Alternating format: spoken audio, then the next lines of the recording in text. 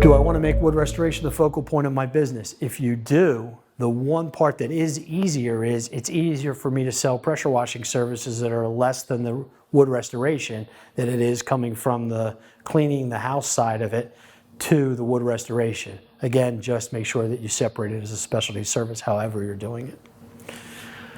Estimating decks, fences, square footage, and the KISS method. I don't really have to go into the KISS method. If not, Google it for yourselves. But estimating should be quick and easy. It takes a lot of time for decks and fences. I'm just going to make it real quick and easy for you. And this is a good one because I usually put this in my class, and this just makes life so much easier. Most people, for their figuring out fencing, they say, what do you charge for linear footage? I get a linear footage and I da-da-da. But they have no idea. And you don't need to do that. That's one. Two, all of our products are based off of so many square foot per gallon. So if our manufacturers are recommending, say, 150 square foot per gallon of a coating, then we should be converting everything to square footage. Linear footage only makes you guess. If you have employees working for you and you're guessing, hey, I think I need 10 gallons on that, you send them with 8, you got a problem. You send them with 20 and it's only 10, you still got a problem because they're going to use 18. Just the way it works. Square footage gets you kind of dialed in. The other thing is, take that fence that's a 6x8, is most of your fence is 6x8. That's 48 feet on one side. If I times it by 2, that's 96. That's both sides of the fence. I didn't include the post yet. So let's call it the KISS method. And why don't we just say 50 on one side, 100 on two. Count your panels, call it a day. I don't need to count linear footage. 25 panels, boom. Both sides, boom. Real easy. Same thing with a deck. A deck can be the same thing with the railing. They're 4-inch centers on balusters. The balusters are about 1 inch on each side. Open them up. It's just the same thing as if it was solid all the way around. And if you're spraying, you're probably going to spray in between the balusters. You're going to use more product anyway. So basically what we're doing with those balusters is just treat them as a solid piece. So let's say the deck is 10 feet out on both sides and 30 feet across. We have 50 linear feet of around the deck. Times 4 feet high, 50 times 4 is 200 times 2, 200 times 2 is 400 square feet. The deck is 30 by 10, that's 300. 700 total square footage. Divide by 150, I know how many gallons I'm going to use for that deck. Just make it the KISS method, make it simple. Don't count pickets, don't count balusters, don't count linear footage. Convert everything to square footage and make it simple. Quick tip. Okay, the wood home estimate, if you're doing wood homes. I throw this out there because I see a lot of people, not just in the restoration part, but they're cleaning wood homes.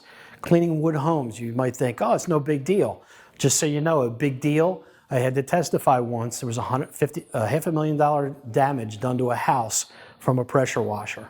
Okay, what they did was the water got to the inside. The inside was stained and sealed. There was damage done that probably they didn't do when it comes to skylights, but there was scarring, so they got them for too much pressure as well. So all in all, what they did was they took all the contents of the house out. They put it in pods. Then they went in and they redid the home. They took the highest price or the highest bid from the insurance company did. So you can cause a lot of damage.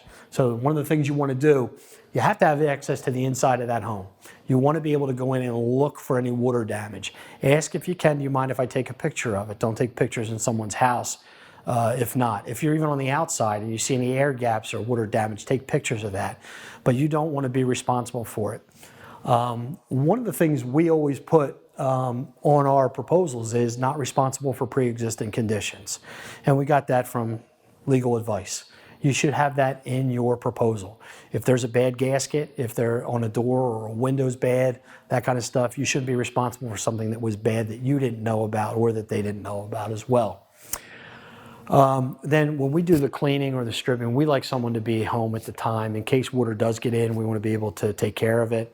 So we try to schedule it where someone can be there on that day. After that and the rest of the time that we're staining, sealing, or doing any of the other stuff, we don't need them home.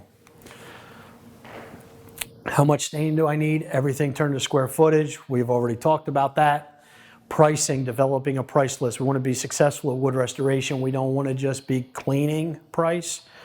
We don't want a staining price. We want to come up with every scenario. So whether it's cleaning and sealing, cleaning and staining. Somebody says, hey, what's the difference between sealing and staining? If you've done it, sealing's much easier. Penetrates, goes in the wood. Stains, as the more opaque you get, the more it's like a paint. It takes more time. It's more time consuming. If we're sanding, sanding has to be added to it. If we're stripping and not cleaning, that gets added to it. If there's multiple coats, that gets added to it. So come up with a price list, develop a price list, stick to the price list, and you won't leave money on the table. Discounting and negotiating. This is a specialty service. We're calling it a specialty service, but then we're going to discount it. Sometimes that doesn't really make sense a lot. And just a little philosophy on some of this stuff. A customer will say, oh, I've done the deck before.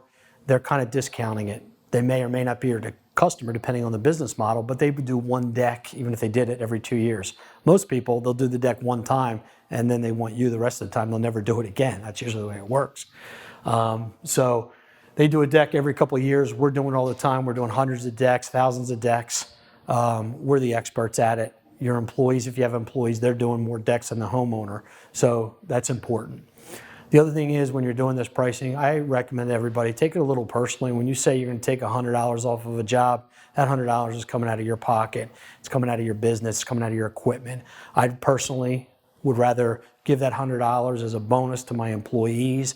If I was going to discount anybody's work, and it's a philosophy in the business, I haven't understood why people will discount somebody they never worked for, but yet all of your customers that help pay for your car, your vacation, your home that you live in, why you don't offer a discount program for repeat business rather than discount someone who you've never worked for. So just a little food for thought, making money. A couple other tips. Fence guys, when you're doing wood, they always put the little tag on the fence.